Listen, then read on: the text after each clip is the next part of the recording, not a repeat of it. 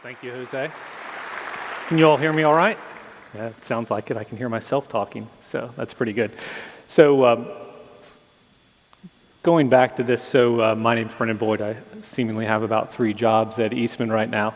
But one of those jobs is around external innovation, and that's what I was going to talk with you about today. So when you think about external innovation, one of the questions I usually get from folks is, what exactly is external innovation? I mean, innovation occurs everywhere. It occurs internally and externally. And what I'd say to that, and what we'll talk about a little bit later when we talk about building an innovation ecosystem around you, is that there's a lot of innovation that's outside of whatever organization, whatever company you work for.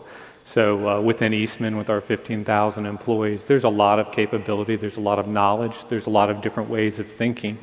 But as we think about the world continuing to change and to challenging us with different ways, with different issues that we have to overcome, it's really challenging to think about how just that collection of 15,000 people can solve all those problems. And so a lot of what we've been asked to do in external innovation is to go out and try to figure out, okay, where are there areas that we can help bring outside thought? Maybe it's people, maybe it's acquisitions, maybe it's like the example that Jose cited in terms of Apple acquiring Next to bring in their CEO in that operating system. But a lot of what it has to do initially, before you can get to thinking about taking any action, is just thinking externally, being aware of what's around you and where are the different sources of innovation that you can bring to bear. Well, a lot of what I'll talk about is very Eastman-centric in terms of some examples and how we're changing how we operate. I would say that the principles that we talk about here also can apply to you, whether you work at another commercial entity or a nonprofit or a university. So when we think about an innovation ecosystem, I would describe this as a vision, a place that we want to go to within Eastman. We're definitely not there quite yet today. And within that innovation ecosystem, there's a collection of companies, both commercial as well as academic. So if you take a look at traditionally, when we think about how we innovate and how we bring new products to market, a lot of that goes through our customers, through value chain partners, so maybe our customers' customers, sometimes consumers, and sometimes suppliers. But in a lot of situations, traditionally within Eastman, we don't really think about working with startups or venture capital groups. We don't think about working with other R&D partners.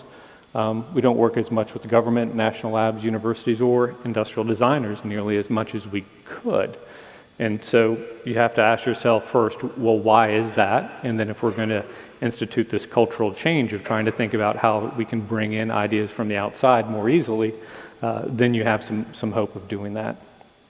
So part of, I would submit, part of our cultural reluctance initially to bring in ideas from the outside goes back to our roots. So if you go back to 1920 when Eastman Chemical Company was formed, it was really to provide methanol and acetone to George Eastman's photographic chemicals or photographic business. During World War I, a lot of supply disruptions had occurred for those materials, and so he didn't have access to them, and that hurt his business. Now, if you think about that, those initial decisions that he made to build this site in Kingsport, Tennessee, was really based off of one of self-reliance. So if I can't get what I need from the outside, I'm going to build it myself. And even from those early days, I think that's still very much a part of our culture.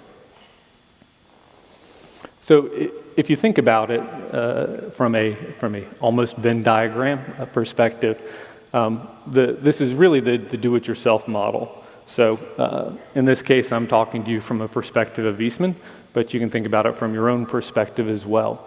And so with this do-it-yourself model, I mean, a lot of what you're doing in our case is talking to customers, trying to understand what it is they need today, what they might need in the future, and then you're building that. I mean, Eastman's a manufacturer. Universities produce students, and nonprofit produce social well-being, but all of us can fit into this type of model. And so I think over a majority of our history at Eastman, what we've done is when we have new needs or opportunities that come up from our customers, we'll work within Eastman to try to figure out what exactly it is that we can do to help solve that need for the customer. And so there's some drawbacks associated with that model. I mean, first of all, the pool of resources, talent, ideas, and concepts that you can draw from are really limited to the people that, as we would say in Eastman, have the same employee pass as you, or are just limited to the folks that you talk to within your silo, even within Eastman or other areas. So why change? Well, I think David said it best. Innovate or die is a phrase that we hear quite a bit at Eastman. And so another way that you can look at it is you have to grow or you're probably going to go out of the market. So when we think about why we need to change, I mean, we have to compete in an ever-evolving and more competitive world. The other reason why we have to change is, frankly, we've changed so much over the past 5 years. So if you go back to 2010 or so, Eastman was probably about a $6 billion a year company from a sales perspective. Over that period of time, we have done 2 fairly large acquisitions and a few smaller ones along the way that really changed the profile of products, the customer mix, and everything else that we serve to our customers. And if you operate this do-it-yourself model, it's really hard to think that you can have all the resources you need in order to satisfy all the needs that your customer have. The other issue is competition. As more and more companies get into the types of markets that we're into, there's just a heightened sense of competition. What are we doing to bring more innovative products to our customers? And then time to market is so important too. So the do-it-yourself model, one of the pitfalls of that is that, let's say that we want to introduce a new performance fiber to the textiles industry.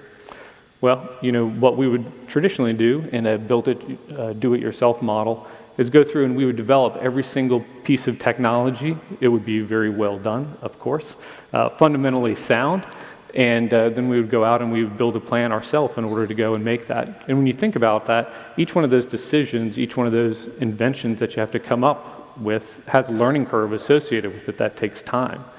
And really, some of the things that we work on, you could probably look outside in the world and go, there are other folks that have that knowledge and that capability, but we traditionally don't tap into them because culturally, we're really built to do it more ourselves.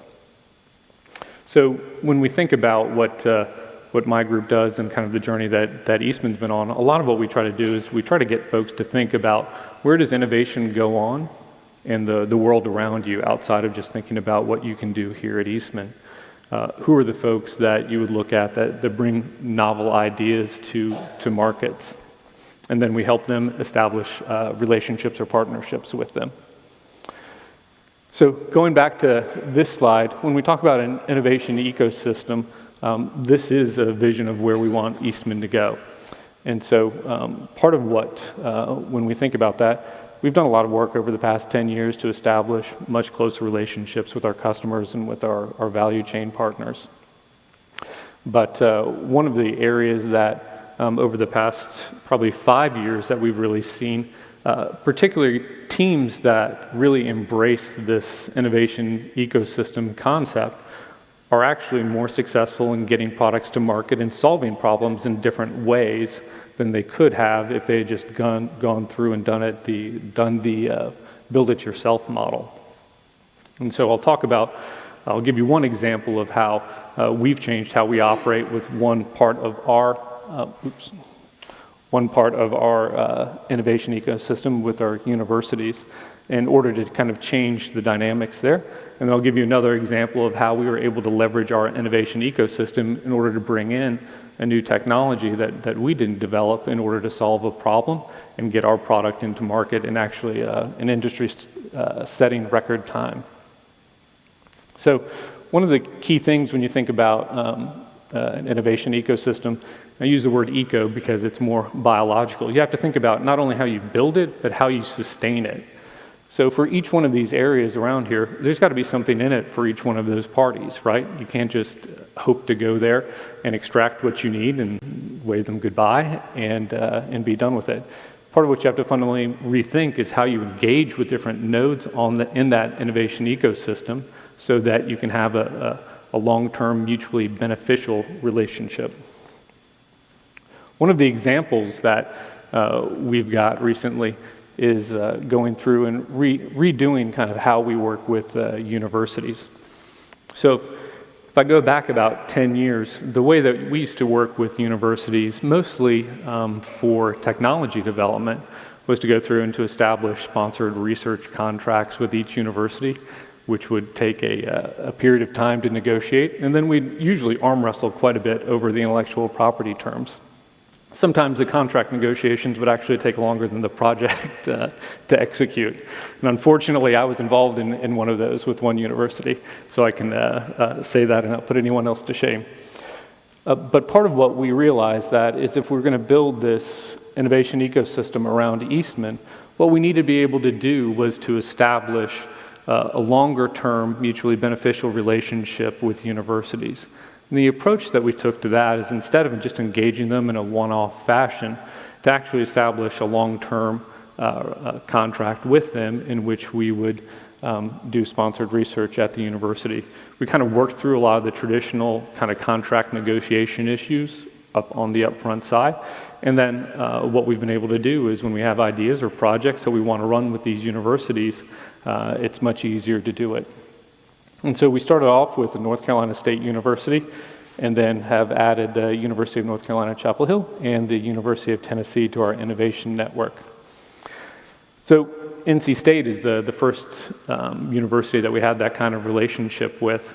And what I can say is that over the past 4 years, as we've continued to nurture and grow that relationship with them, we've reached a different level of engagement with the university, both in terms of them really understanding us. We're not somebody that they can just look at for funding dollars for a short period of time to pay for some graduate students and postdocs, which is important, but as partners maybe for longer term success. And in fact, one of the product launches that we had back in August of this year, Avra Performance Fibers, a lot of that initial technical development work and prototyping was actually done at NC State and their Textiles Institute. So not just figuring out fundamental science, but also figuring out how to reduce it to practice. And then when we talk about, so that was clearly a benefit for Eastman from that in that case. But one of the other benefits that the universities see also is our increased hiring of their graduates at Eastman. So since we established the COE with NC State and then added North Carolina to our innovation network, we've actually been able to dramatically increase the number of graduate students that we hire. So I think we're up to about 14 PhDs right now over the past 4 years, whereas before we had a number less. Hey, so the next one has less to do with, before I can actually describe how we were able to leverage our innovation network to solve a problem for the customer. I actually have to tell you about a problem for the customer. So this is the car. Everybody should be familiar with that. Eastman Chemical Company sells materials that go into the paint that goes onto cars. And so you really don't have to be a paint expert. Do you think this is a good paint job? Yeah, so good job. So paint's basically got two jobs on a car. It's supposed to protect and it's supposed to beautify. And I think you could argue in this case that the paint is doing neither. One of the functions of paint is that it actually acts like a sunscreen for you. And so as UV radiation comes down over time, it's supposed to keep that UV radiation out so that it doesn't degrade the color of the paint or lead to a catastrophic failure of the paint. And that catastrophic failure could be the paint chipping off, and then the metal part of the body is exposed, and then you can get corrosion. And then bad things can happen to your car. So when I think about a recent launch that we had, Eastman TetraShield product, it's a great example of how we were able to leverage multiple nodes of our innovation ecosystem in order to deliver to our customer and to our customer's customer a truly innovative product in a much faster period of time than we could have otherwise. So there was an SUV manufacturer in Southeast Asia that wanted to have a better appearing car in a very highly competitive kind of mid-price, mid-tier from a pricing perspective part of the SUV industry. And so what we were able to do was work with one of our customers to set up a relationship in which all three parties would work together to actually develop a new resin that went into the paint system. Now, one of the things that happens when an automobile company gets burned by this, I mean, when a car turns this kind of color, bad things happen to the brand, right? So Consumer Reports, J.D. Power, Associates kind of rating on the appearance of the car goes down, and it creates an issue. Now, in a lot of cases, the way that, and it's very understandable, the auto industry acts is that they become more and more risk adverse to new materials going into their paint because they want to really avoid this kind of catastrophic failure. So in order to do that, what they actually do is they'll take a new paint, they'll put it on panels, and these panels have got a great life. So the panels get coated in a coatings lab, and they get shipped all over the world. So there's some panels down in Florida, there's some panels over in Arizona, there's some panels over in Australia at times if you want to try to speed things up. And it's a process by which they basically put, painted panels out in light, and it gets exposed for a number of years, like 5 years, okay? So if you think about trying to develop new products into that value chain, it can be a huge barrier to moving quickly. But our team here at Eastman had actually developed a relationship with the National Institute of Standards and Technology, and NIST was actually working on the similar problem. How do we speed up the amount of time that it takes to figure out if a coating on a car or an airplane undergoes catastrophic failure? And so what we were able to do, because we were part of the NIST consortia, was get them to actually start to evaluate our material for us, and we could use their advanced technology to actually prove to our customer and to our value chain partners that our paint would not catastrophically fail. So if you think about the traditional timeline for developing a new paint and launching into this market, it might have taken about 5 years. And in this case, we could actually go through prototyping all the way to deployment in about 18 months, which is truly a record. And if we hadn't had that relationship with NIST, we'd still probably be waiting for results in terms of how our panels are aging in Florida or Australia. So a great story by that team. So in wrapping it up, one of the key things that we're trying to drive within Eastman through external innovation is getting people to think about an innovation ecosystem around them. And so as we think about how do we innovate or die or try to bring product to market even faster or try to bring more ideas to the problems that we're trying to solve, leveraging an innovation ecosystem is just vitally important for being able to do that. And I'd also submit that for whether you work, again, at a company or a nonprofit or at a government agency, you have a lot of competition for the business that you run as well. And so if you start to think just more externally about what are the different areas where I can look at and try to draw innovation from to apply that to the problems that I have, what you'll find is that those challenges that you have are actually probably a little bit more solvable than just thinking about them yourself. So with that, thank you very much.